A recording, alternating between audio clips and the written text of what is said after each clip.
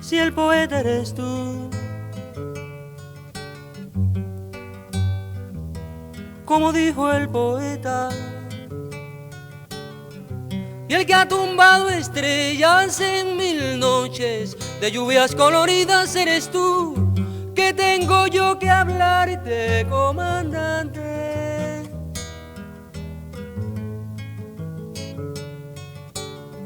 Si el que asomó al futuro su perfil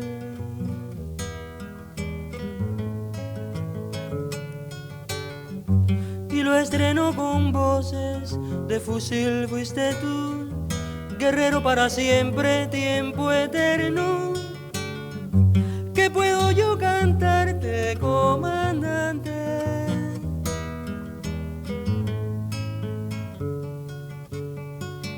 En vano busco en mi guitarra tu dolor, y en mi jardín ya todo es bello, no hay temor.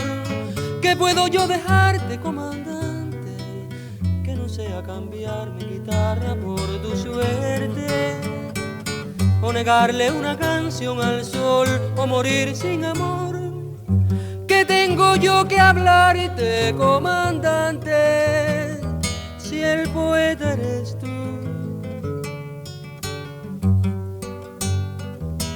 Como dijo el poeta,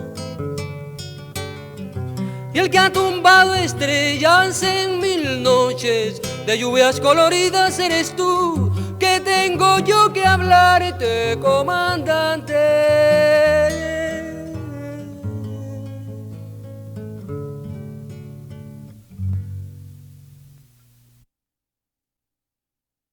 Los revolucionarios no son gente normal. Revolutionary people are not normal people. Eso se lo puedo asegurar. That I can assure you. Pero, en definitiva, But lo importante es que la capacidad de construcción y de sacrificio in the long run, the important thing is that the capacity for sacrifice y de construcción and construction se va desarrollando. be developed. El revolucionario hace la revolución, The revolutionary makes the revolution, pero la revolución hace al but revolucionario. the revolution makes the revolutionary. Y es una interrelación constante. And there is an interrelationship, a constant interrelationship, Donde el revolucionario va alcanzando grados más altos where the revolutionary achieves a higher de level conciencia. of conscience. ¿Por qué empezó? Se lo podemos dejar a los psicoanalistas si Why quieren. did he start? We can leave that to the psychoanalysts. Pero el hecho final But the final fact es un resultado de la lucha is a result of the struggle y de la acción de las masas sobre el propio revolucionario. and of the actions of the masses on the revolutionary himself. Yo conocí a Osmani a través de Camilo, un día de derrota. Uno de los tantos días de derrota que tuvimos que afrontar. Nos habían sorprendido. En la huida yo perdí mi mochila, alcancé a salvar las frazadas nada más y nos reunimos un grupo disperso. Fidel había salido en otro grupo, éramos unos 10 o 12. Y había más o menos una ley no escrita de la guerrilla, que aquel que perdía sus bienes personales, los que todo guerrillero debía llevar sobre sus hombros, pues debía arreglárselas. Entre las cosas que había perdido estaba algo muy preciado para un guerrillero, las 2 o 3 latas de conservas que cada uno tenía en ese momento. Al llegar la noche, con toda naturalidad, cada uno se aprestaba a comer la pequeñísima ración que tenía. Y Camilo, viendo que yo no tenía nada que comer, ya que la frazada no era un buen alimento, compartió conmigo la única lata de leche que tenía. Y desde aquel momento yo creo que nació o se profundizó nuestra amistad. Tomando sorbos de leche y disimuladamente cuidando cada uno de que el reparto fuera parejo, íbamos hablando de toda una serie de cosas. En general, versaba la conversación sobre comida, porque las conversaciones de la gente versan sobre los problemas más importantes que lo aquejan, y para nosotros la comida era una obsesión en aquellos días.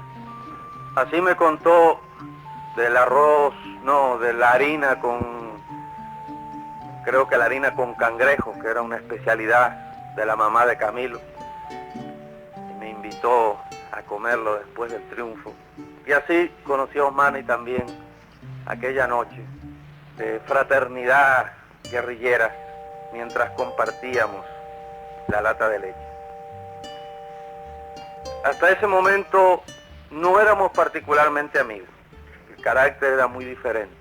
Desde el primer momento salimos juntos, desde el Grama, desde la derrota de Alegría de Pío, estábamos juntos.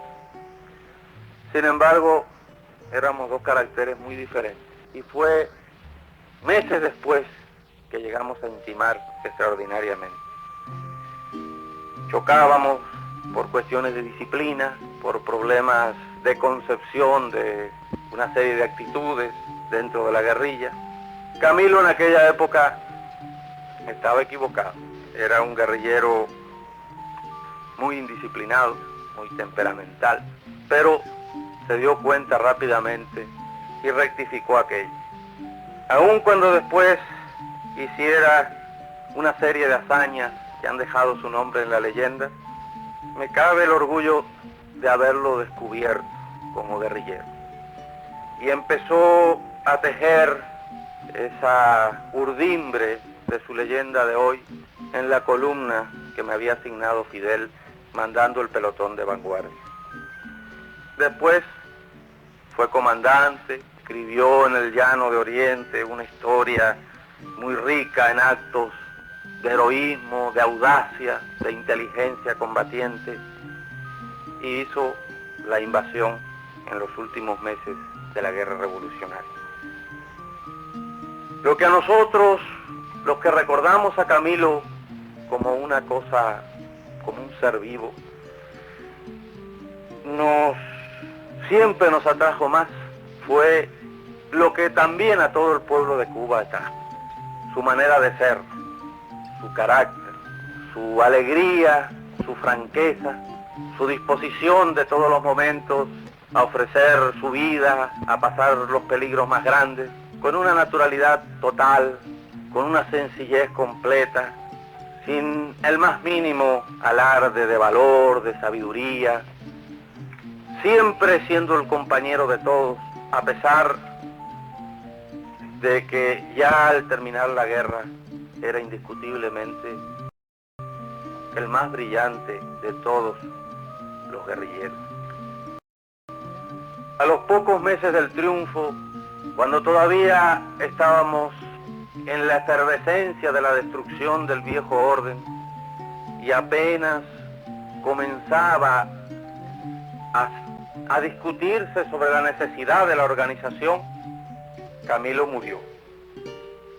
Pero a mí no me cabe duda de que así como rectificó aquellos primeros errores de los días nacientes de la guerrilla y se convirtió en el mejor de todos nosotros, así también se hubiera adaptado a las exigencias de esta nueva época y hubiera sido una columna firme en la organización del ejército o en la organización de cualquier organismo, cualquier parte del Estado que le fuera confiada. Sin embargo, toda esta parte no ha podido ser ni presenciada, ni ejecutada, ni colaborar en su ejecución por Camilo. Nos cabe solo pensar en lo que podría haber hecho, pensar en la ausencia que dejó en aquellos momentos en que todavía la conjunción de las fuerzas revolucionarias no se había realizado plenamente. Y el papel que jugaba cuando con su autoridad indiscutida en toda una serie de discusiones, de malquerencias que existían entre los revolucionarios, surgía Camilo para imponer siempre el llamado a la cordura, el llamado a hacer prevalecer los principios y el espíritu revolucionario sobre cualquier querella del momento. Esa es la significación que tiene Camilo para nosotros. En general lo que se puede decir In general, what we could say, es que hay algunos momentos there are some moments de nuestra revolución in our revolution que son cosas de loco. that are things completely mad. El ataque a Crazy. Moncada, The attack against the Moncada barracks, la salida en el Grama, the expedition of Granma, la continuación de la lucha con el grupo de hombres que the struggle with the handful of men that remain, la defensa contra la última embestida de la dictadura en la sierra, the defense against the last great attack by the dictatorship in the Sierra Maestra, la invasión de las villas, the invasion of the province of Las Villas, la toma de las principales ciudades. the seizure of the principal towns. Cada una de esas cosas se analiza If you analyze each one of those y things, se llega a la conclusión de que había loco de por medio. you reach the conclusion that there was something mad in the middle, something crazy in the middle. Y como todas ellas concatenadas llevaron a la toma del poder, And as all of them, as a chain, led to the seizure of power, tal vez se podría llegar a la conclusión de que para tomar el poder se necesita ser un poco loco. you may have to reach the conclusion that in order to seize power, you have to be a little crazy. O por lo menos no tener miedo a lo que vaya a Or pasar, at least not to be afraid to what may happen, que es lo que nosotros no tuvimos, sinceramente. which we didn't have, honestly.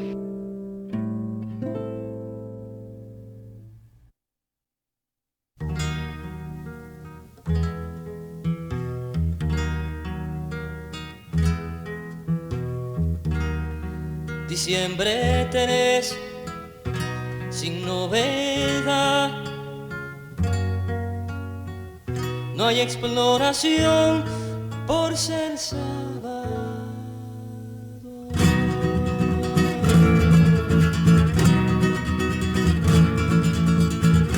Los tres peones de la finca salen para Lagunillas para ser mandados.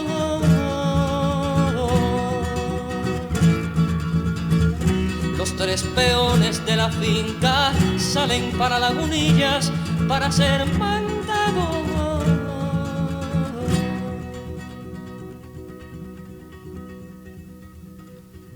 Diciembre 4, sin novedad. Todo el mundo quieto debido al domingo. Doy una charla sobre nuestra actitud hacia los bolivianos que vendrán y hacia la guerra. Y hacia la guerra. Y hacia la guerra.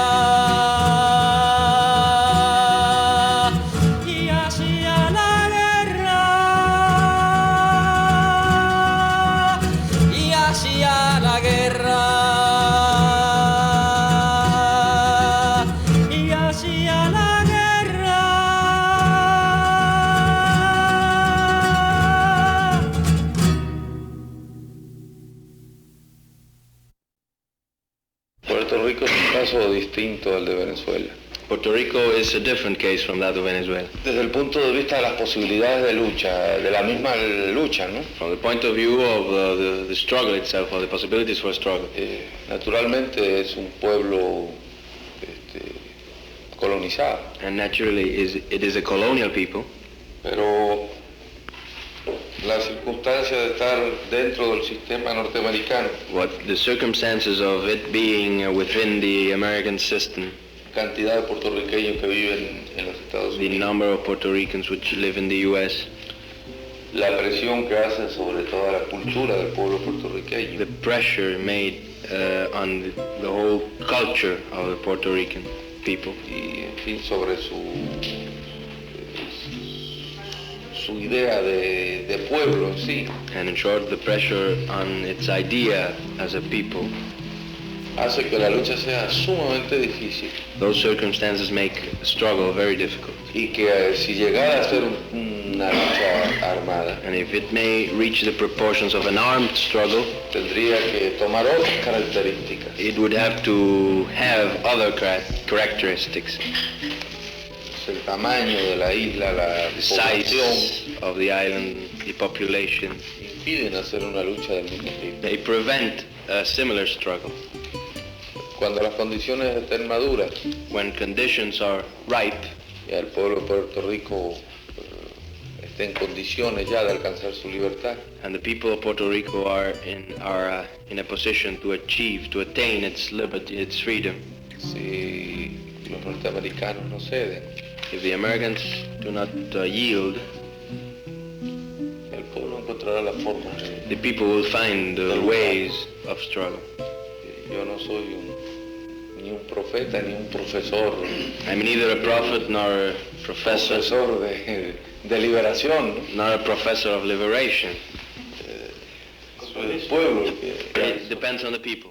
You think there is a man in Puerto Rico that could replace Albizu?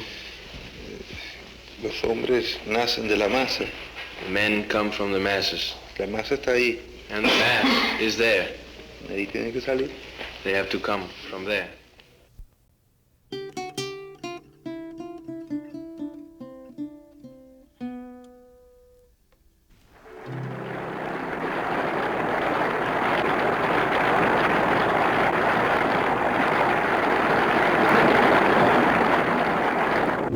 La representación de Cuba ante esta Asamblea se complace en cumplir, en primer término, el agradable deber de saludar la incorporación de 3 nuevas naciones al importante número de las que aquí discuten problemas del mundo. Saludamos, pues, en las personas de su presidente y primeros ministros, a los pueblos de Zambia, Malawi y Malta, y hacemos votos porque estos países se incorporen desde el primer momento al grupo de naciones no alineadas que luchan contra el imperialismo, el colonialismo y el neocolonialismo. De todos los problemas candentes que deben tratarse en esta Asamblea, uno de los que para nosotros tiene particular significación y cuya definición creemos debe hacerse en forma que no deje dudas a nadie, es el de la coexistencia pacífica entre estados de diferentes regímenes económicos sociales. Mucho se ha avanzado en el mundo en este campo, pero el imperialismo, norteamericano sobre todo, ha pretendido hacer creer que la coexistencia pacífica es de uso exclusivo de las grandes potencias de la Tierra. Nosotros expresamos aquí lo mismo que nuestro presidente expresara en el Cairo y lo que después quedará plasmado en la declaración de la segunda conferencia de jefes de Estado o de Gobierno de países no alineados, que no puede haber coexistencia pacífica entre poderosos solamente si se pretende asegurar la paz del mundo. También hay que esclarecer que no solamente en relaciones en las cuales están imputados estados soberanos, los conceptos sobre la coexistencia pacífica deben ser bien definidos. Como marxistas, hemos mantenido que la coexistencia pacífica entre naciones no engloba la coexistencia entre explotadores y explotados, entre opresores y oprimidos. Es además un principio proclamado en el seno de esta organización el derecho a la plena independencia contra todas las formas de opresión colonial. Por eso, expresamos nuestra solidaridad hacia los pueblos hoy coloniales de la Guinea llamada Portuguesa, de Angola o Mozambique, masacrados por el delito de demandar su libertad, y estamos dispuestos a ayudarlos en la medida de nuestras fuerzas, de acuerdo con la Declaración del Cairo. La brutal política del apartheid se aplica ante los ojos de las naciones del mundo. Los pueblos de África se ven obligados a soportar que en ese continente todavía se oficialice la superioridad de una raza sobre otra, que se asesine impunemente en nombre de esa superioridad racial. Las Naciones Unidas no harán nada para impedirlo. Quería referirme específicamente al doloroso caso del Congo, único en la historia del mundo moderno, que muestra cómo se puede burlar con la más absoluta impunidad, con el cinismo más insolente, el derecho de los pueblos. Las ingentes riquezas que tiene el Congo y que las naciones imperialistas quieren mantener bajo su control son los motivos directos de todo esto. En la intervención que hubiera de hacer a raíz de su primera visita a las Naciones Unidas, el compañero Fidel Castro advertía que todo el problema de la coexistencia entre las naciones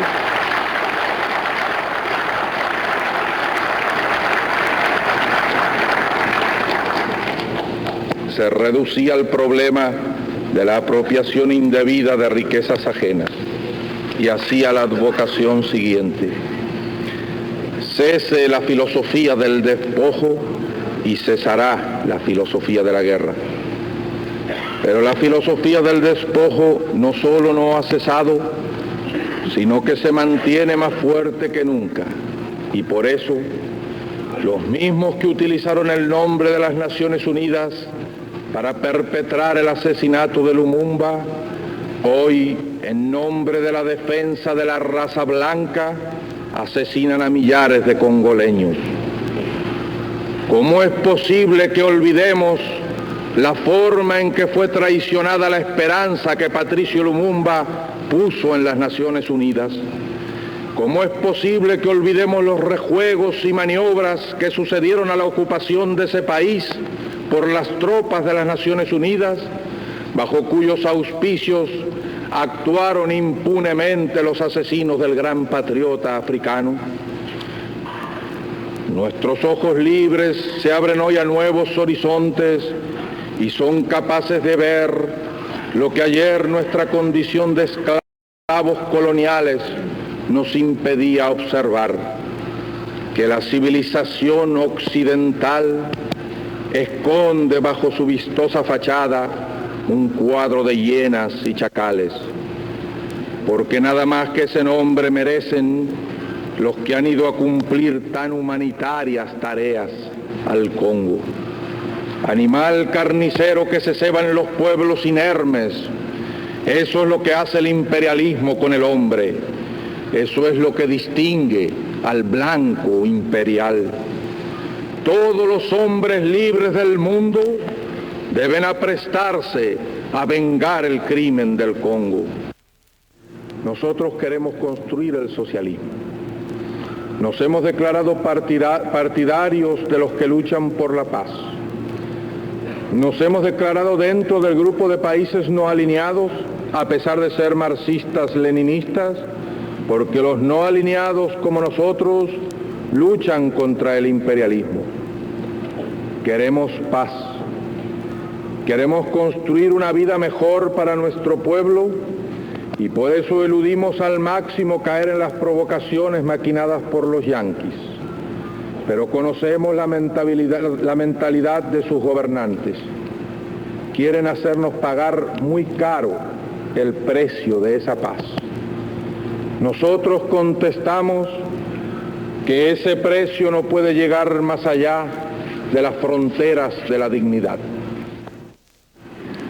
Concretamente, intervienen fuerzas de los Estados Unidos en la represión de los pueblos de Venezuela, Colombia y Guatemala que luchan con las armas por su libertad. En el primero de los países nombrados, no solo asesoran al ejército y a la policía, sino que también dirigen los genocidios efectuados desde el aire contra la población campesina de amplias regiones insurgentes. Y las compañías yanquis instaladas allí hacen presiones de todo tipo para aumentar la injerencia directa. Los imperialistas se preparan a reprimir a los pueblos americanos y están formando la Internacional del Crimen. Los Estados Unidos intervienen en América invocando la defensa de las instituciones libres.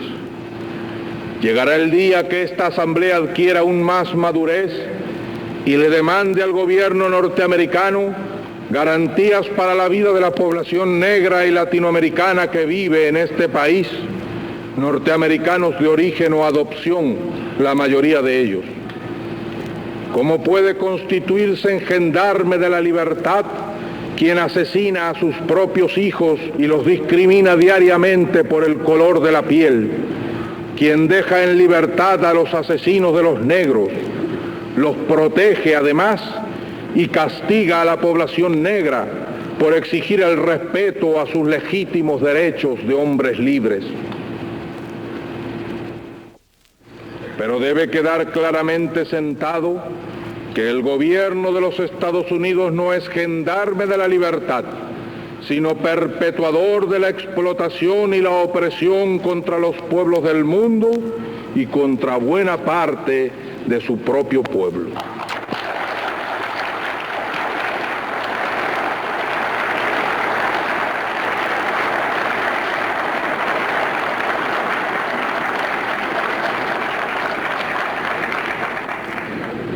Al lenguaje anfibológico con que algunos delegados han dibujado el caso de Cuba y la OEA, nosotros contestamos con palabras contundentes y proclamamos que los pueblos de América cobrarán a los gobiernos entreguistas su traición.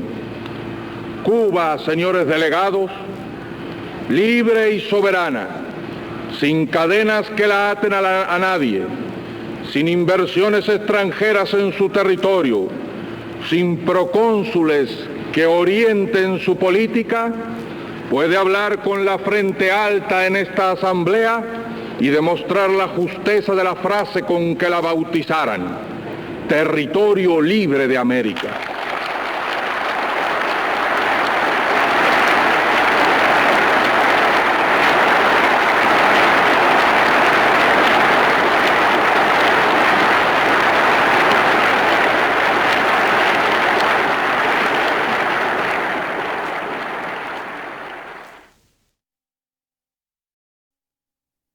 Compañeros, hoy se cumple un año más,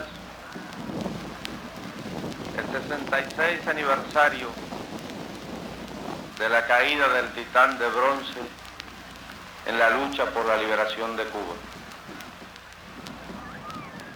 Como todos los años, el pueblo de Cuba acude a rendirle su homenaje. A través de estos años de recordación se han visto desfilar ante su monumento siempre el mismo pueblo, pero en esta tribuna representantes de muy diversas tendencias sociales. Hoy que estamos en la tarea de la construcción del socialismo en Cuba, que empezamos una nueva etapa de la historia de América, el recuerdo de Antonio Maceo adquiere luces propias. Empieza a estar más íntimamente ligado al pueblo y toda la historia de su vida, de sus luchas maravillosas y de su muerte heroica adquiere el sentido completo, el sentido del sacrificio para la liberación definitiva del pueblo. Maceo no estuvo solo en esa lucha.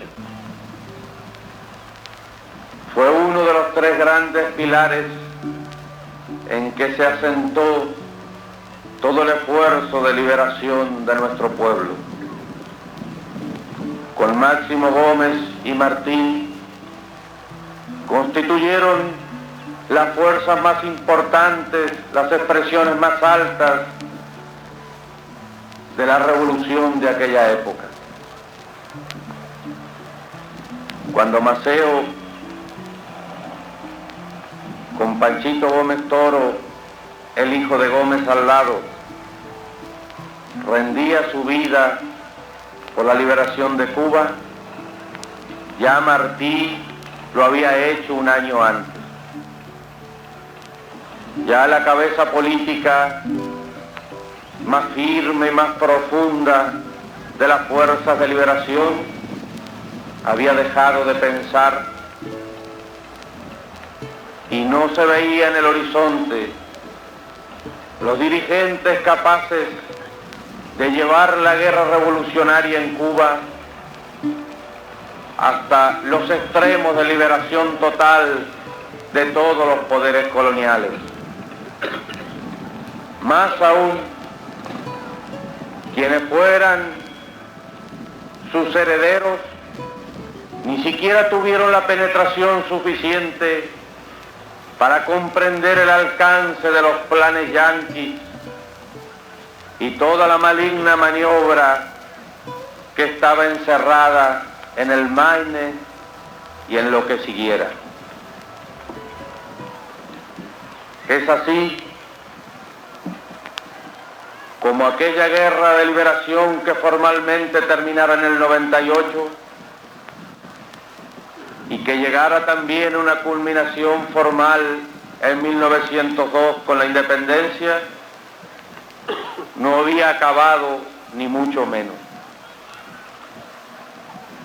Lo que hoy tenemos es su continuación directa, pero más aún podemos decir que desgraciadamente hoy tampoco ha acabado la tarea de la liberación de Cuba.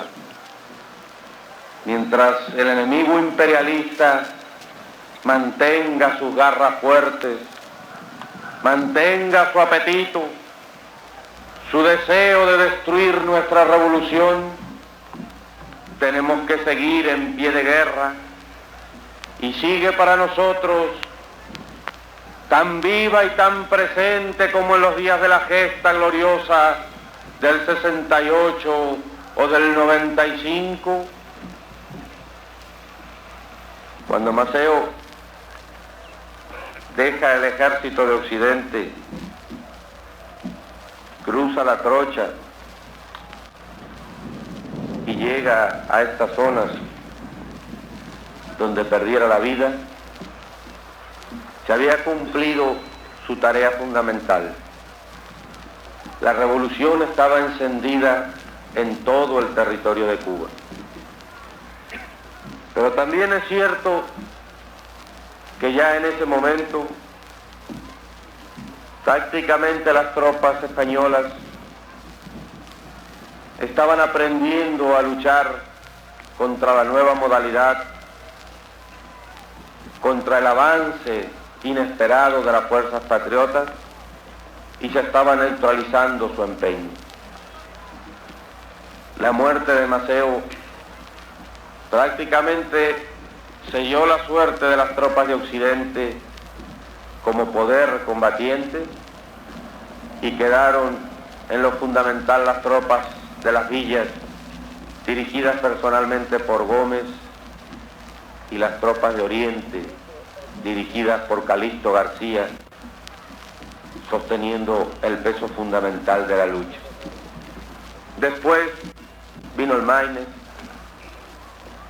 vinieron los norteamericanos, vino la enmienda Platt, vino 50 años de penumbra en nuestra vida. de preparación para las nuevas batallas, de intentos repetidos por distintos patriotas que fracasaban y a veces morían en el empeño, como Guiteras, como Julio Antonio Mella, como tantos otros que fueron jalonando la historia de la lucha revolucionaria de nuestro país. Pero hemos llegado a un momento donde el machete de Maceo vuelve a estar presente y vuelve a adquirir su antigua dimensión. Hemos pasado por la prueba más dura que puede pasar pueblo alguno. Hemos estado enfrente de la destrucción atómica.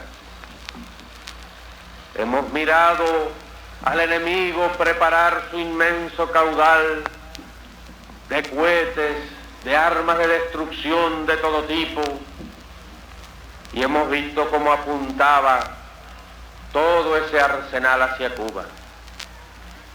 Hemos oído sus amenazas y hemos visto sus aviones surcando nuestro suelo, nuestros aires. Y este pueblo, digno de Maceo, del estirpe de Maceo, de Martí y de Máximo Gómez, no tembló, ni siquiera vaciló. Y el mundo moderno ha visto el espectáculo extraordinario de un pueblo entero que se preparaba a la peor de las catástrofes con una moral increíble. Todas las historias de las grandes luchas heroicas de la humanidad podían resumirse, sin exagerar, sin pensar que es un chauvinismo excesivo, en estos momentos de la historia de Cuba. Nuestro pueblo todo fue un Maceo. Nuestro pueblo todo estuvo disputándose la primera línea de combate en una batalla que no presentaría quizás líneas definidas, en una batalla donde todo sería frente y donde seríamos atacados desde el aire, desde el mar, desde la tierra, cumpliendo nuestra función de vanguardia del mundo socialista en este momento, en este lugar preciso de la lucha. Por eso, sus palabras, sus frases tan queridas, resuenan tan hondo en el corazón de los cubanos. Y es de obligada recordación esa frase que está inscrita al costado del monumento. Quien intente apoderarse de Cuba recogerá el polvo de su suelo anegado en sangre si no perece en la lucha. Ese era el espíritu de Antonio Maceo y ese fue el espíritu de nuestro pueblo. Hemos sido dignos de él en estos momentos difíciles que acaban de pasar, en esta confrontación donde hemos estado a milímetros quizás de la catástrofe atómica. Eso es lo que hoy podemos mostrar con orgullo ante su recuerdo y ante el mundo. Y repetir cada una de las frases de Maceo, ejemplos de un revolucionario que lucha por la liberación de su país, y repetirlas hoy con la misma fe, con la misma encendida fe en el porvenir de la humanidad, en el porvenir de todo lo noble de la humanidad, en el porvenir socialista de la humanidad y repetir también, cambiando quizá levemente su frase, que mientras quede en América, o tal vez mientras quede en el mundo, un agravio que deshacer, una injusticia que reparar, la revolución cubana no puede detenerse. Debe seguir adelante y debe sentir en sí todos los males de este mundo oprimido en que nos ha tocado vivir. Debe hacer suyo los sufrimientos de pueblos que, como el nuestro hace pocos años, levantan la bandera de la libertad y se ven masacrados, destruidos por el poder colonial. Y no solo aquí en América, donde tantos lazos nos unen, en el África, en el Asia, donde quiera que un pueblo en armas levante cualquier arma que puede ser el símbolo del machete de Maceo o del machete de Máximo Gómez, donde los dirigentes nacionales de sus pueblos levanten su voz, que puede ser el símbolo de la voz de Martí, allí nuestro pueblo debe ir con su cariño, con su comprensión inmensa. Un pueblo que sale de la prueba de la que ha salido el nuestro, no puede mantenerse indiferente ante ninguna injusticia en ningún lugar del mundo. Dejaría de ser martiano, además, si permaneciera indiferente cuando en algún lugar del mundo los poderes represivos masacran al pueblo. Por eso hoy levantamos el pensamiento de nuestros grandes héroes, de los luchadores de aquella guerra gloriosa, y los hacemos nuestros y los repetimos una y otra vez, porque no han sido nada más que fases de la misma lucha de la humanidad por deshacerse de la explotación, porque todas las frases de Antonio Maceo, de Martí o de Gómez son aplicables hoy en esta etapa de la lucha contra el imperialismo, porque toda su vida y toda su obra y el final de su vida no es nada más que un jalón que marca el mismo largo camino de liberación de los pueblos, y por ese camino ha marchado el pueblo de Cuba, y por el camino de la lucha cruenta, sin descanso contra el poder colonial, están marchando muchos pueblos del mundo, y día a día se levantan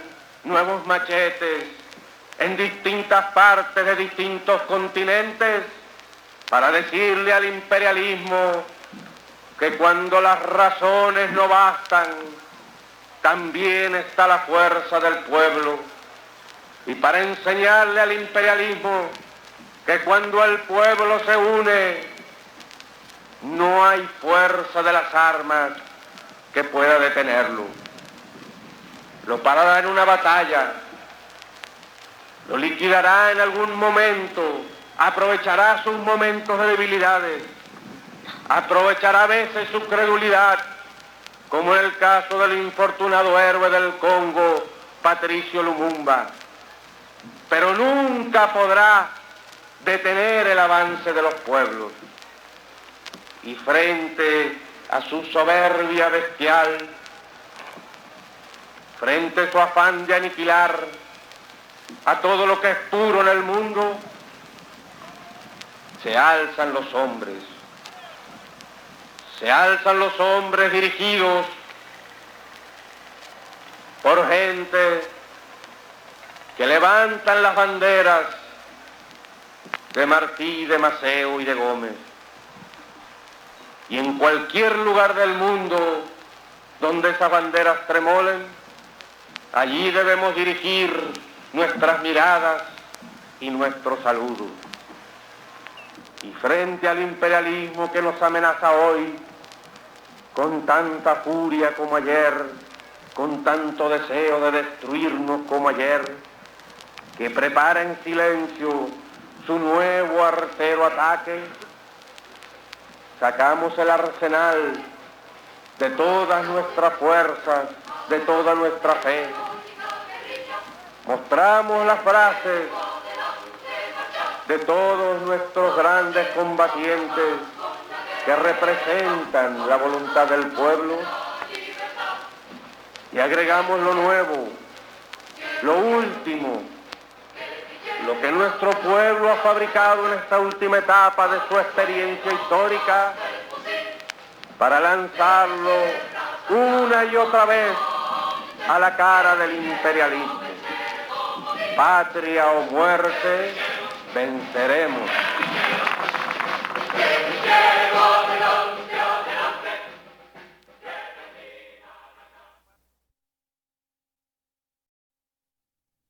Habana, año de la agricultura.